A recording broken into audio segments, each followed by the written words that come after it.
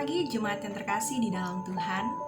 Jemaat yang dikasihi Tuhan, apa yang kita lakukan ketika kita punya baju yang kotor?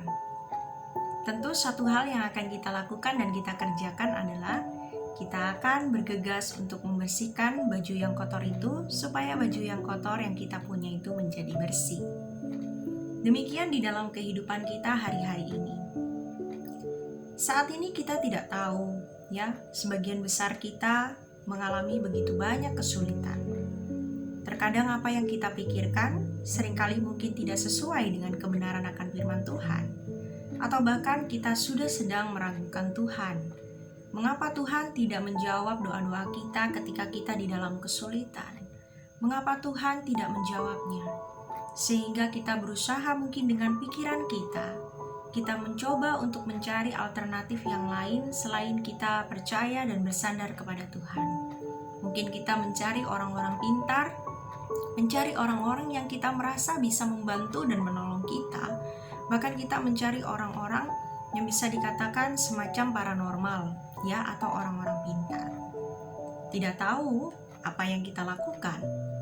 Tetapi satu hal, sebagaimana jika hal itu terjadi, maka hal yang seharusnya kita lakukan pada saat pikiran-pikiran kita sudah tidak sesuai dengan kebenaran akan firman Tuhan, maka kita mencari satu hal yang bisa menolong kita, yaitu mencari Tuhan melalui kebenaran akan firman-Nya, yaitu ajaran yang sehat.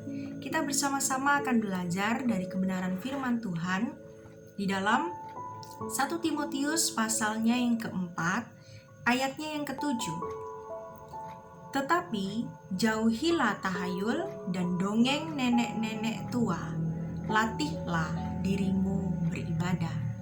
Nah, jemaatnya dikasihi oleh Tuhan, ketika kita sudah menerima ajaran sehat di dalam kehidupan kita, yaitu firman Tuhan, hari demi hari kita membaca firman-Nya, kita juga mendengarkan firman Tuhan melalui ibadah kita, dan juga kita mau memegang teguh kebenaran akan firman Tuhan atau ajaran yang sehat itu yang diberikan secara terus-menerus di dalam kehidupan kita, maka sudah sangat diyakini bahwa kita sudah melatih diri kita untuk beribadah.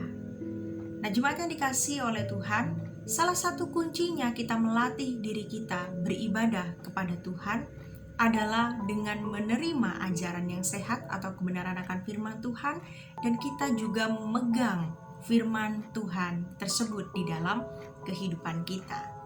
Jemaat yang dikasihi oleh Tuhan, sampai kapan ajaran sehat atau kebenaran firman ini diberikan terus secara terus-menerus, yaitu sampai Tuhan datang untuk yang kedua kalinya. Ya, latihlah dirimu beribadah merupakan sebuah kata kerja perintah di dalam kehidupan kita. Supaya apa? Kita melatih diri kita beribadah. Apa yang dimaksudkan dengan beribadah di dalam perikop yang kita baca pada pagi hari ini? Yaitu tentang kesalehan hidup. Ya, kesalehan hidup itu sumbernya dari mana? Kita bisa hidup saleh itu sumbernya dari mana? Yaitu dari ajaran yang sehat atau kebenaran firman Tuhan yang sudah kita terima dan sudah kita pegang di dalam kehidupan kita, yang disebut dengan doktrin yang sehat. Nah, jemaat yang dikasihi Tuhan, jika kita mau melatih diri kita beribadah atau hidup saleh, ya, bukan persoalan tentang penampilan luar kita, bagaimana kita berpakaian, ya, bagaimana kita berpenampilan, melainkan dengan ajaran yang sehat atau kebenaran akan firman Tuhan yang terus-menerus diberikan, sehingga melatih diri kita, jemaat yang dikasihi Tuhan. Dengan demikian, sesulit apapun tantangan, terpaan, rintangan, godaan di dalam kehidupan kita, maka kita tidak akan menjadi orang yang murtad.